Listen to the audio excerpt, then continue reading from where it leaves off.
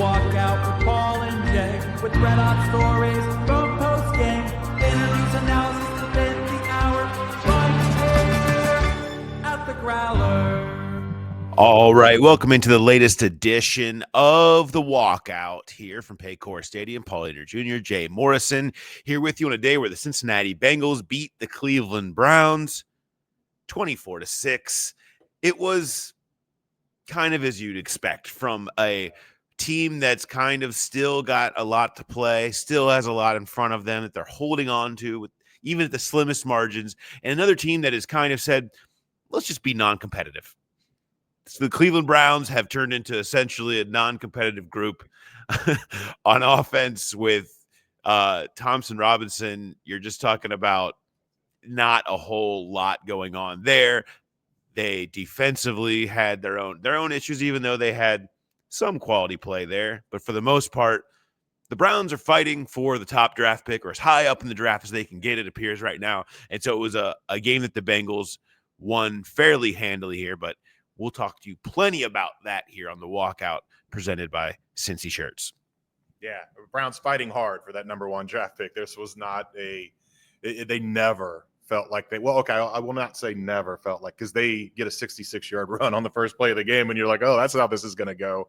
But then after that, it's just going to DTR was the clear sign that they are, I don't want to say not interested in winning, but it felt like we talked about earlier this week, a veiled tank. DTR was not able to do much. Second week in a row, the Bengals defense looked really good against suspect quarterbacks.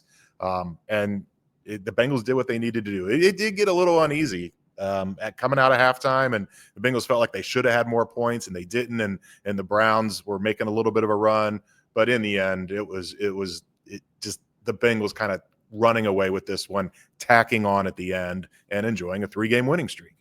A 3-game winning streak. Really blew through Cooper Rush, Will Levis, Mason Rudolph, and DTR. It'll make your defense feel good, which is kind of a theme of today, with 3 more turnovers, 9 in the last couple of weeks, 3 straight with a pick for Geno Stone. So the defense has started to show some things, but again, hat tip to this trifecta of quarterbacks that have assisted in their defensive revival, so to speak. Do want to, once again, before we get too far into this and start getting into our main points here, want to thank everybody that came out to our event before today, our Christmas show that we did down at BetMGM Nation Kitchen and Bar down at the Banks. It was awesome. You guys are awesome. I'm so glad we tried to give back, and we had a great time doing it. All the different games we were playing. I mean, Gritties were done. Icky Shuffles were done. Trivia was taken on. We gave away 2 tickets to Saturday's game, Bengals Broncos, which is one that still has a lot on the line, amongst many other things that we did. It was a blast, and we are having another live show. We will be down there at noon on Saturday for the Bengals Broncos lead in. We'll be there for an hour. Same type of thing. It's going to be, a lot to talk about what's going on in that show. So we'll be down there. We hope to see you down there. Same deals, $3 Cincy lights, all the food deals. We'll be giving some more stuff away. We've had a great time down there, and thanks to everybody that's come down. They have been an absolute blast. You guys packed the place today. It was a fun atmosphere and a great time. So we'll see you again. Hopefully on Saturday we'll do it again. And so my main point, my main takeaway though from this game, Jay, is okay. The Cincinnati Bengals this year have largely, against the teams they're supposed to beat, beaten them since the week 1, disaster against New England. 7-1 against teams with losing records. They are, as you might have known, 0-7 against teams with winning records. Why, oh why, will it possibly be different as the Bengals face this run that they need to, the next 2 weeks, beat Denver, winning record, Pittsburgh, winning record? Why can it be different? Well, it could be different because these young defensive players that we have spent all season talking about are not developing, are not coming along, are not making enough plays. The defense is just hung out to dry and exposed. There's not enough pass rush, blown coverages, all of these things. You're starting to see it a little bit. And granted, you have to asterisk this with who they've played. However, Chris Jenkins with a couple of sacks. McKinley Jackson continues to show up on the tape. Yeah. He's starting to make a few plays. Joseph Osai has really played well since he's kind of been elevated into more of a full-time role. Sam Hubbard now out. That expanded even a little bit more. And even Miles Murphy, who takes plenty of deserved heat. Hendrickson has a sack today where DTR can't go anywhere because Murphy backs Jack Conklin right into his lap, and he's kind of stuck and sandwiched between the two of them. He's having trouble separating, and we can get into that another time, but he's still having some impact. He's still getting some pressure. And even the young DBs, Josh Newton has hung in there. CTB has really settled in since all the up and down that he's had. He talked to me after the game about having a real renewed confidence. Again, it's hard to take too much away from the offenses that they've played, but it's the people that are making those plays that make you say, maybe, oh, maybe the defense could be a little bit different when they really do need a stop like they will against Denver and against Pittsburgh if they want to try to pull off this playoff miracle. Yeah, I mean, that was going to be my main takeaway too, is momentum is a hell of a drug. And it's not just the winning 3 in a row. It's everything you've talked about with these young guys starting to believe and making plays. And yeah, it's been some bad quarterbacks, but McKinley Jackson pointed out that you're going against guys, offensive linemen that are technically sound and they know this league inside and out, and you're just trying to hold on and work, just use your athleticism. He feels like he's finally starting to catch up, able to counter some of the things they're doing. Jordan Battle as well. He had the awful dropping the ball at the goal line last week, comes back today, has a pick in the end zone, I think at one point he was leading the team in tackles. I'm not sure if he finished that way, but really had a nice redemption game. And just seeing these guys, this defense coming along, and they're starting to make plays. And yeah, you're playing a good team in Denver, but that's a rookie quarterback that they're going to see next week in Bo Nix. And if they can find a way to win that game, it's a huge uphill climb, even if they went out to get in the playoffs. Nothing went their way today. But I think that is the biggest takeaway now, is these guys they're starting to believe, they're making plays, and it doesn't matter who they're making them against. You get the results, you get the turnovers, you get the sacks, you get the tackles for loss, you get all of that. And it's not just the young guys. Mike Hilton had a really big game today. It's just kind of coming together defensively. And I just think you take the degree of difficulty out of it and just zero down on what they are doing specifically. And I know Lou has to be happy about it. 6 points today is all they gave up. Last time they gave up 6 or fewer in a game was Zach's first year in 2019. So you are seeing some steps forward. Yeah, and that's the thing is and that's the most curious thing of the next 2 weeks is what does it look like against a more potent offense? Sean Payton and Bo Nix collectively have put together a solid group there for Denver, and they'll have to beat them next week, not to mention what they'll have to deal with on the Denver defensive side of the ball. So let's talk about the playoff situation right now. So it's not the greatest, right? And they're doing what they can do. They're keeping themselves alive. They have found a way in week 17 to play a meaningful football game at Paycor Stadium. Can't say we saw that coming a month ago necessarily. I mean, that in itself is a solid enough result. It's really apparent this weekend how deep they're digging out of this hole. It's just so hard to get so many things. We've joked about the 12-team parlay. It's like they hit the first 5 legs, and now you got a couple of legs that are on ice. It's not so sure. You have it. New York Times, I think the playoff predictor had it at 11% before Miami ends up beating San Francisco. That'll bring the number down a little bit. The results you wanted didn't happen. You've got the Bengals have to worry about Indianapolis and Miami now. They each have to lose one more. The problem being their opponents, Indianapolis at the Giants, then Jacksonville, 2 teams that are battling for the number 1 overall draft pick right now. Miami is going to Cleveland and to the Jets. We just saw how non-competitive the Browns are. The Jets can't win a game either. Both of those, you got to think there's a good chance that both of those teams might win out, and they just need one loss for each of them. Obviously, Denver is coming here. The Bengals can control that. They can win one, but they still would need Denver to then lose another one when they play Kansas City the last week of the season. Well, guess what? Kansas City gets the win against Houston. If they can beat Pittsburgh next week in Pittsburgh on Christmas Day, then guess what? the Chiefs now have the number 1 seed locked up and can rest their starters there for week 18. So we may know on Saturday, officially, unofficially, that it feels kind of over. I mean, it is a long shot at this point. It is still so slim to think that they're going to be, and then the Bengals obviously still then needing to beat Denver and Pittsburgh on top of all of that. It's not a pretty scene out there. This was not a good weekend for that, but there is still some hope. I mean, you see this every year where you're like, oh, there's no way that's going to happen. And it happens. Who expected the Bengals to beat the Ravens on Christmas Eve when all the Ravens had to do was go to the playoffs? And anytime you get these division games in week 18, anything can happen.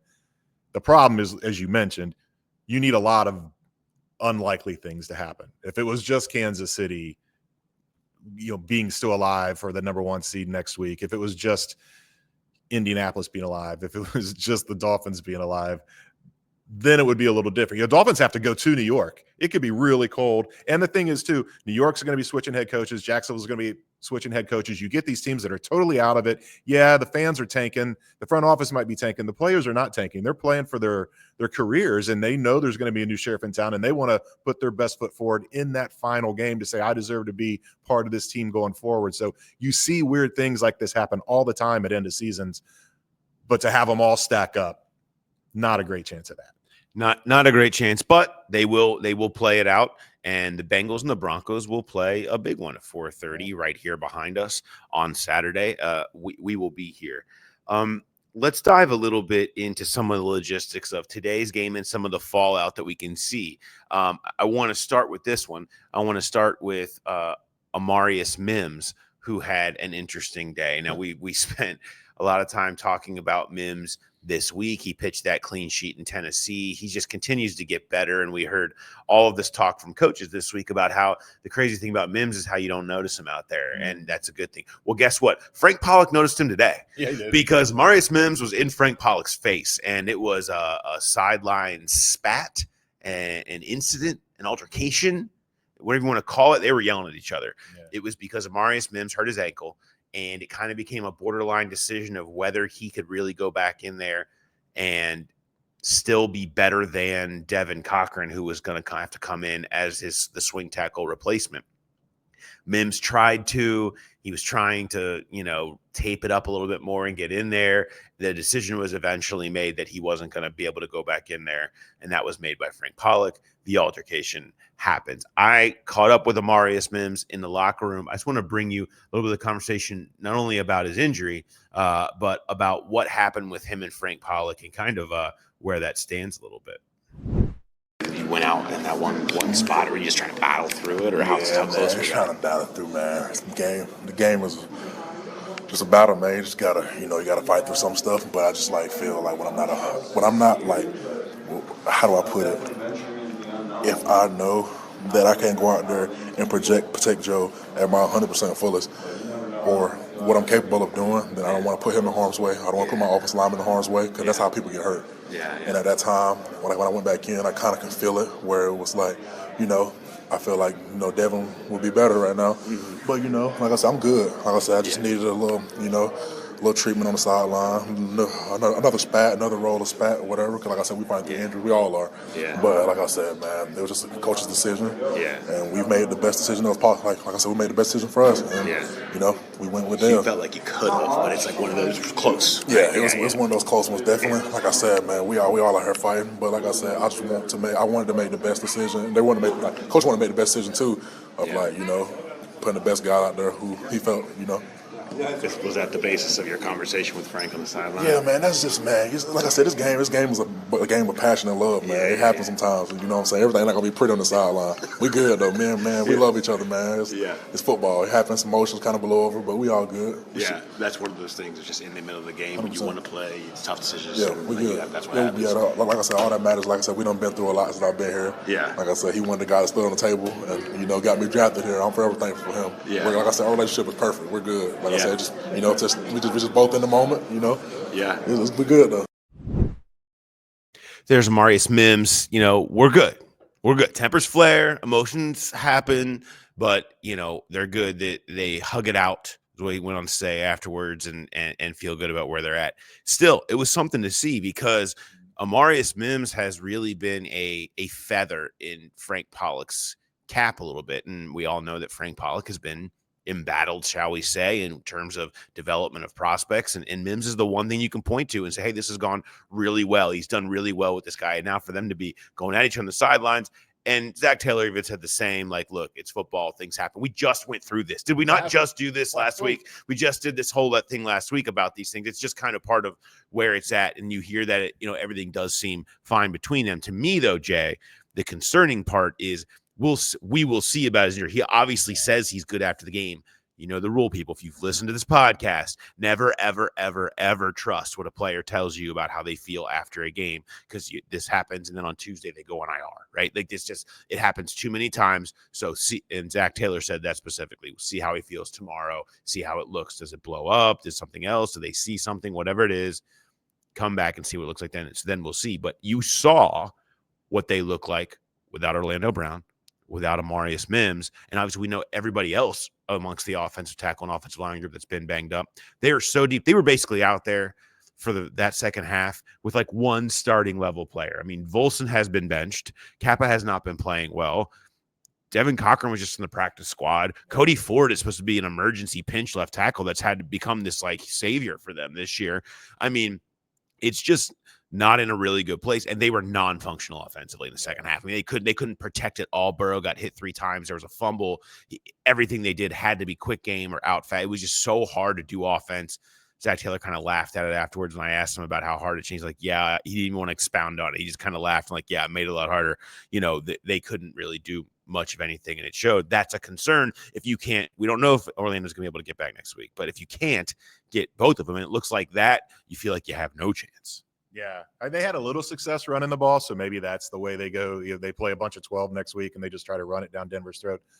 But with the Mims thing, I actually love this because you've got a rookie in what's mostly a lost season. These rookies are hitting the wall at this time of the year, and yeah, you don't want a player being insubordinate to a coach, but him fighting his ass off to get back in a game, that I think that speaks a lot about Amarius Mims' character and what he's going to be moving forward. And it was different. They talked last week with the Burrow and Zach blow up that Joe wasn't yelling at Zach. He was just frustrated in everything and overall. This was Amarius yelling directly at Frank. Now, if it's about protection schemes, if it's about anything other than his availability, it's a huge problem. This, no problem whatsoever with what we saw.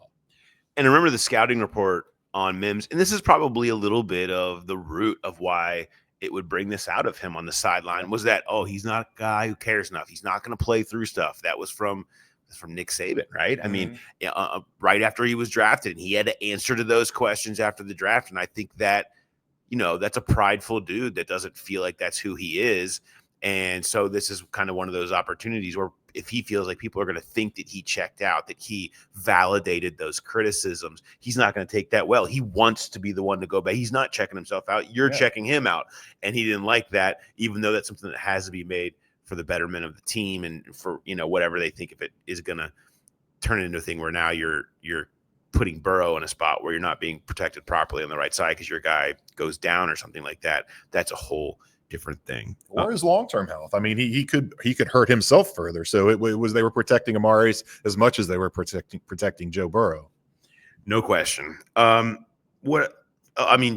Burrow, speaking of, so he at the end of the game is able to use his cadence to get the Browns to jump off and just sling a deep ball to Jamar Chase to check off the NFL record for most consecutive games with 250 plus yards and 3 touchdown passes. He checks both of those boxes. On the one throw, it takes 252 as he just barely sneaks over on a day where things fell apart in the second half.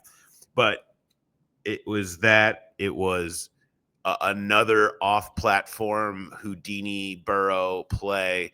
The magic returns as it happens over again. This time on a touchdown to T. Higgins, he had like a no-look pass that he did to Drew Sample kind of like over at one point.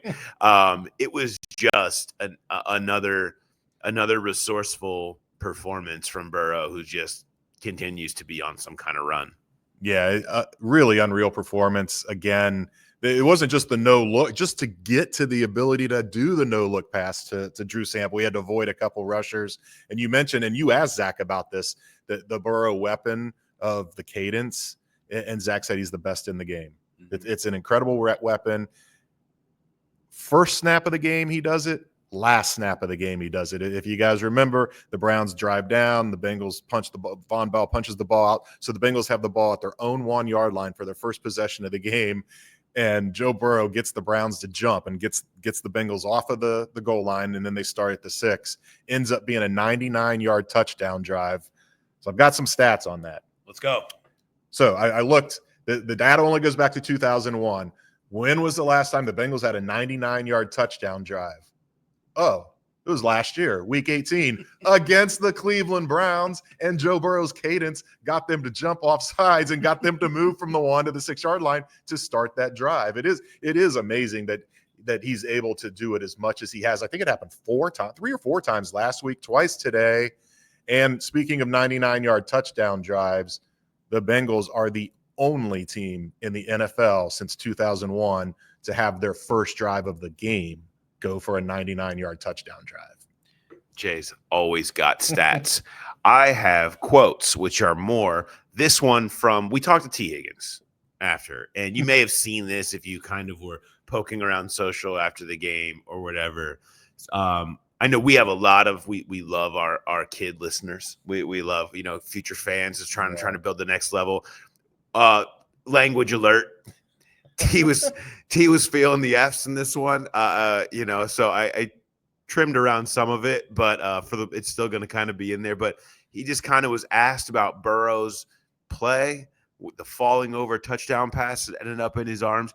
Here's a little bit of our chat with T. Higgins about that specifically, and then a little bit more.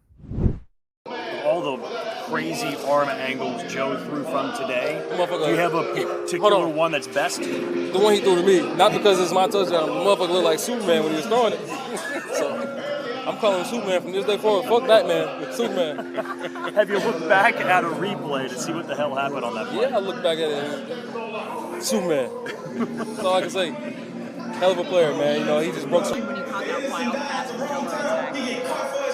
Honestly, I was the last in progression, and I seen him throw. I'm like, how the fuck did he just even get that off? You know what I mean? And man made a hell of a play, and I'm just excited for it. Still liking the big 3 out for the coin toss still? You still on board with that? 3-0? Shit, we winning. Yeah.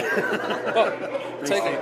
Joe had the Superman throw. He had the over-the-shoulder no-look to Drew. He had the jump pass early. Oh, the no-look one was crazy. I'm running down the field. I look back. I'm motherfucker like this.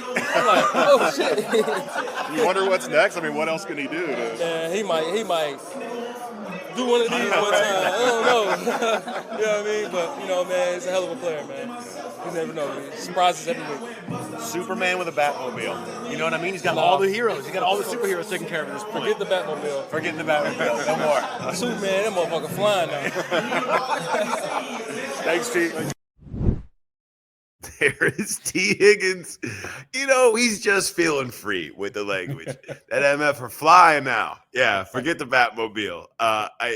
Look, that it's kind of, that's the way that I think that attitude, and just you hear T joke around. He was kind of joking about how he's going to be doing some sort of under the leg pass before too long. He was kind of doing the old Magic Johnson meme, the one to the left and whatever. I mean, it's everyone is kind of just laughing at Burrow with the off-platform Houdini X at this point. In the red zone, we've seen this so many times where he has just created touchdowns out of thin air, and this is just the latest one. And the shy Burrow kind of laughed about how his brother sent him the picture of him floating like Superman in the air, letting it go. And he said he's probably going to have to post that one. It may be up now as you listen, but he has spent a lot of time working on that. He's talked a lot about that.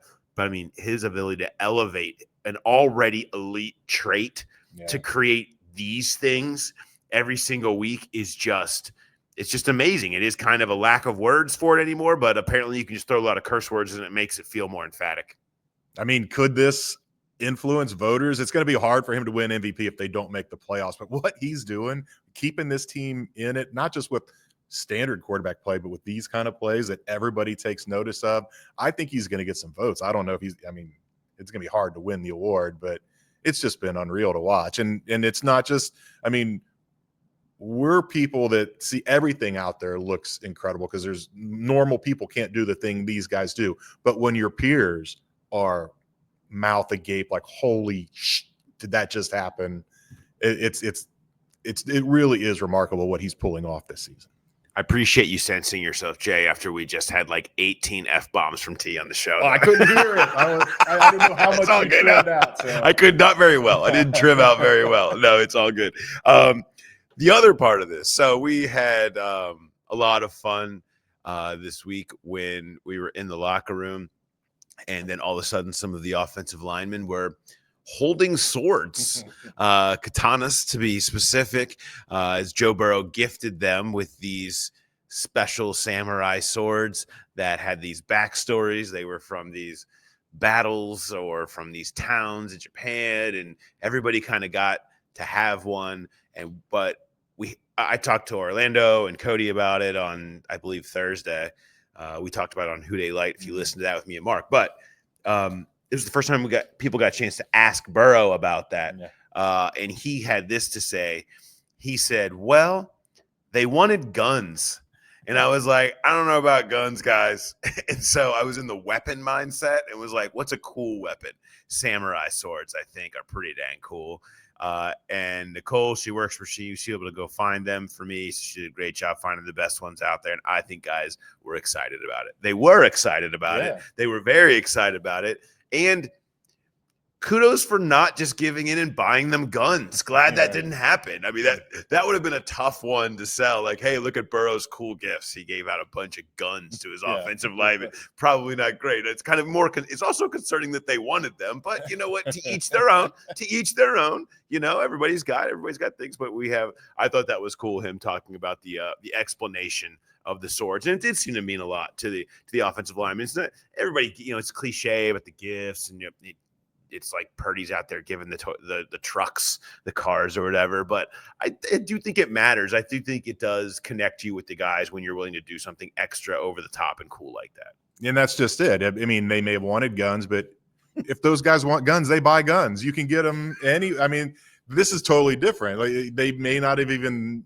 known they wanted the swords. They may not have known where to go to get the swords. So this does mean a little bit more, but it does feel like Purdy trumped him because I don't know what those swords cost. I don't think they cost as much as a brand new truck. And I heard Brock Purdy spent $750,000 on those trucks and he makes $930,000. Now, he's going to be a $40, $50, $60 million man the next couple of years. But right now he spent almost his entire annual salary on his offensive line. I guarantee Joe Burrow's swords do not cost anywhere near what he's making annually. I don't know. I feel like the Toyota people looked like they were a big part of that. I don't know. It certainly looked like an ad to me. But look, that's neither here nor there. I'm not here to speculate.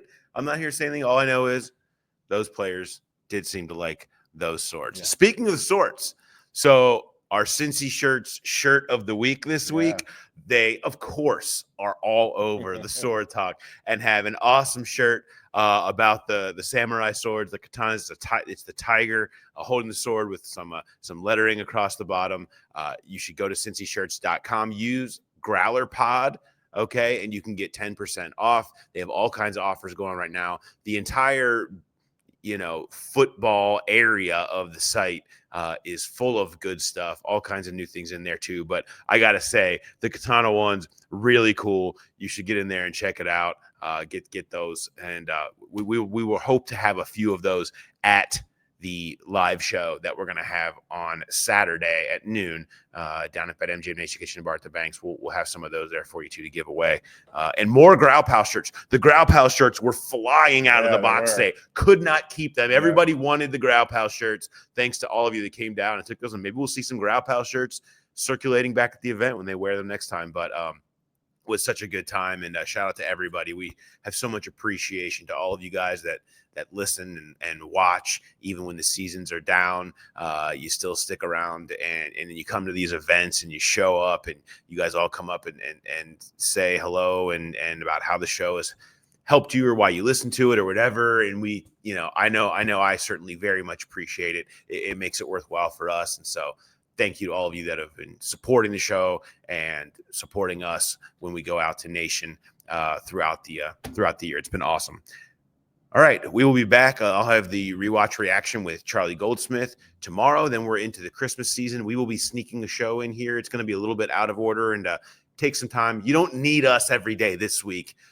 You got your family, okay? It's Christmas time, so spend some time with those. But we'll have plenty of shows and plenty of lead-in to the game against Denver coming your way. So just keep an eye out for that as we get through the next couple weeks. But from ours to yours, Merry Christmas, everybody. Hope you guys have a great one, and we will talk to you next time. Have a good day.